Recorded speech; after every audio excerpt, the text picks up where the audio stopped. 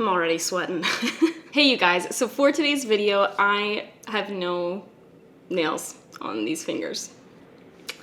It's gonna be dealt with later in the day, okay? So I'm going on a little date with my fiance Matt tonight. It's a rare occasion. So I thought I would do kind of like a get ready with me of how I just do like quick, easy, glam, low maintenance hair. I don't put in a lot of effort is what I'm getting at. I'm gonna start with doing my hair. I do try to avoid heat styling more and more just because, listen guys, I'm blonde. I've been blonde for a while. I used to always put like clip-in extensions in and stuff like that, so I would style them every day because my hair's so fine that like, I can't just clip in extensions and not style it. It's like not gonna happen. And I just noticed that my hair was really getting like super damaged and stuff like that, so I nixed the extensions for a little bit, and now I kind of wear them like only on special occasions and stuff. And because I stopped wearing my extensions as much, I stopped heat styling as much as well. And stopping both of those things has helped my hair like tremendously. It's so much thicker now. It's so much less prone to breakage and all that kind of stuff. So Matt, hope you really appreciate this curled hair. Okay, so I'm taking my hair into little sections. I like to do this quick, you know what I mean? I like to get in and get out with my hair. I'm gonna use my T3 curling wand. I use the little tapered one for what reason, I don't know. And then I'm just gonna take kind of sections like that and I wrap it around one way. I leave a little chunk out at the end. And then I unwrap and then I'll take another little chunk and I'll wrap it forward. And I'm just gonna continue to do that with my whole head, backwards, forwards.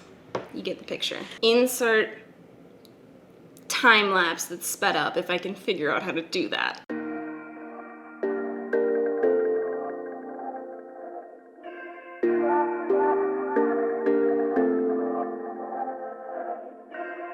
We've been sitting at the end of the moon. Should we jump or is it too soon? Jump or is it too soon? Jump or is it too soon? The cosmos look nice, I'm sure they're paradise, but I'll stay here with you. Should we jump or is it too soon?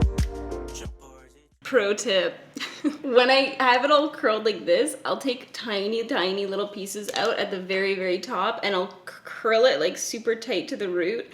I just know that all my like hairstylist friends are watching this being like, what is wrong with you? Anyways, I'll take little pieces out and I'll curl them tighter just to create dimension. I don't know why I do it. I think just to like break up the curl a little bit so it doesn't look like this big honkin' curl, you know? Listen, it's gonna turn out great, okay? Look to the stars and do you think they tell us who we are? Should we jump or is it too soon? Should we jump or is it too soon? So this obviously looks fantastic and this is where we stop. That's my date night hair. Thanks for coming to my TED Talk. Okay, so at this point I take my little fingers, my little nubbins, and I just do a little finger brush through.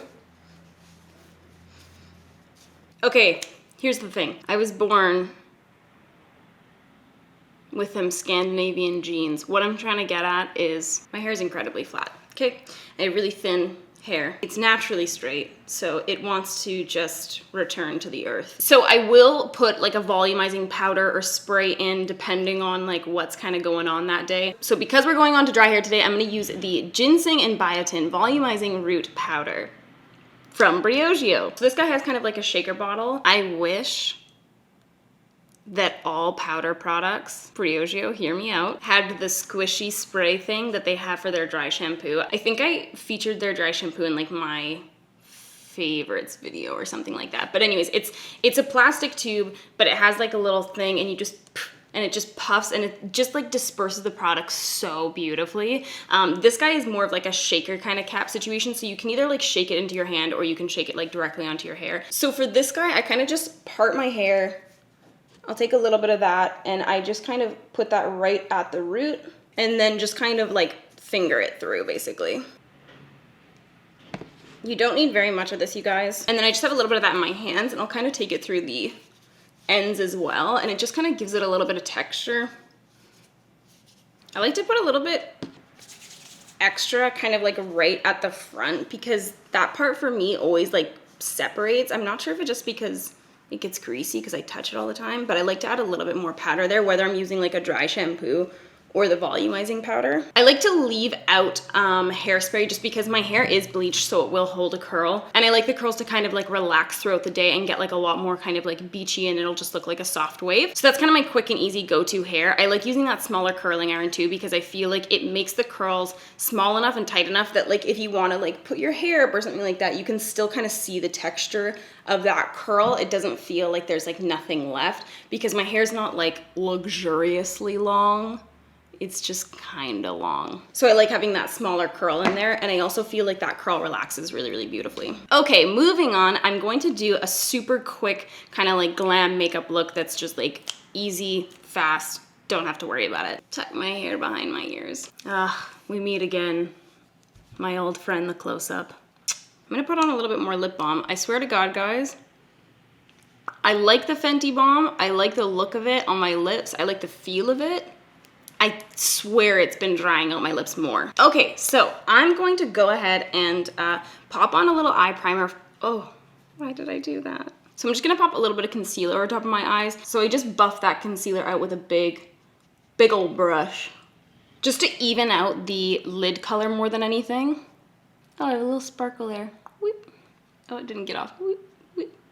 Oh, it lives there now. Okay. I'm gonna grab my Biba palette. Man, I've been using the absolute shit out of this. I'm gonna take the color Tusk, and I like to take that on a big, fluffy brush. So I'm using my Smith 232 brush, and I'm just going to buff that into my crease haphazardly.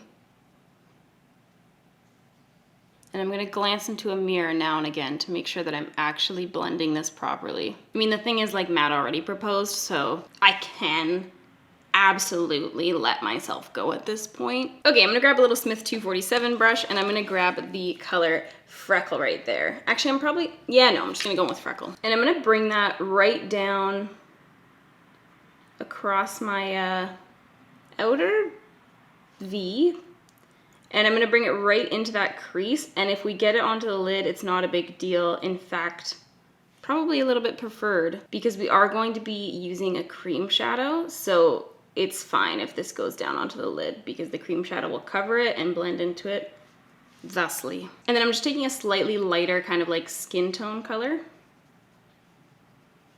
and I'm just kind of running that across my brow bone and then blending it into that crease color. Guys, this YouTuber that I follow, she tweeted at me the other day, and I was so ashamed because every time I watch her videos, her name's Ann Nook, okay? And every time I watch her videos, I'm like, wow, I hope this girl doesn't know about me, because I never want her to watch me do eyeshadow.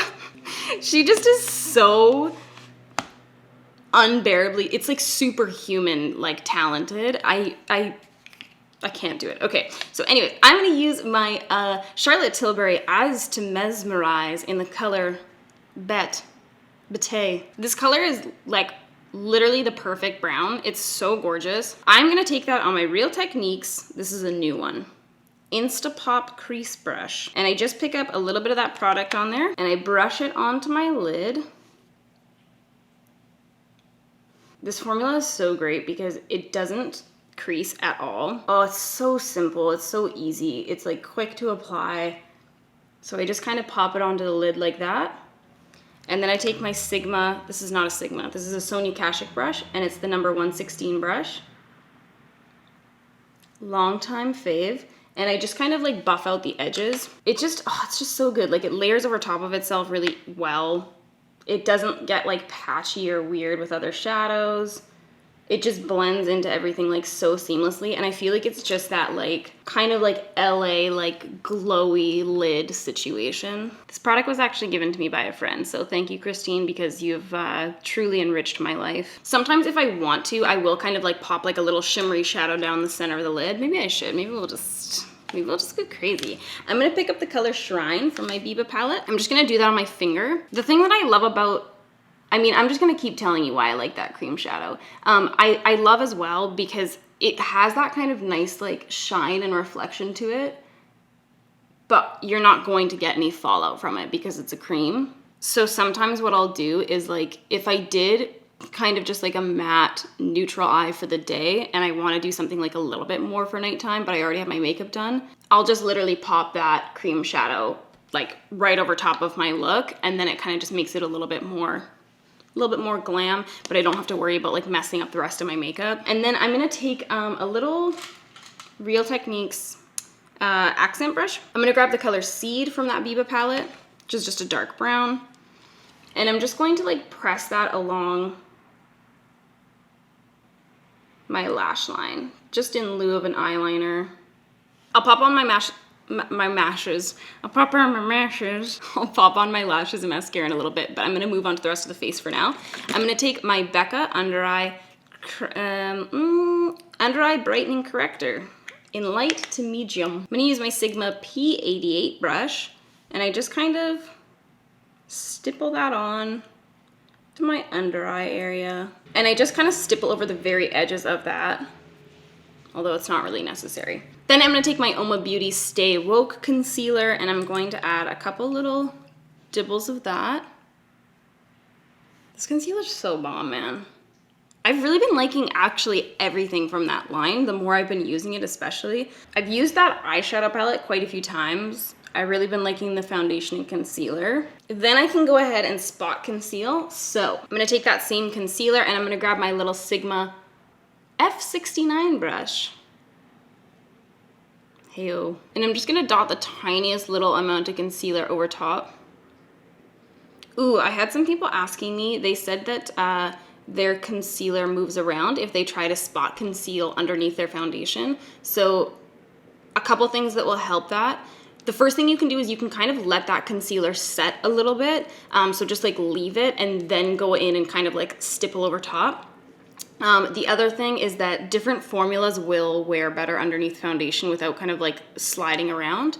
I find it works a little bit better to stay in place if you are using like a sponge over top, just because you can kind of stipple over top rather than like moving the foundation around by swiping it on like you would with like a brush potentially. But if you are using a brush, you can use kind of more of like a stippling, like dotting action rather than like wiping it onto your skin.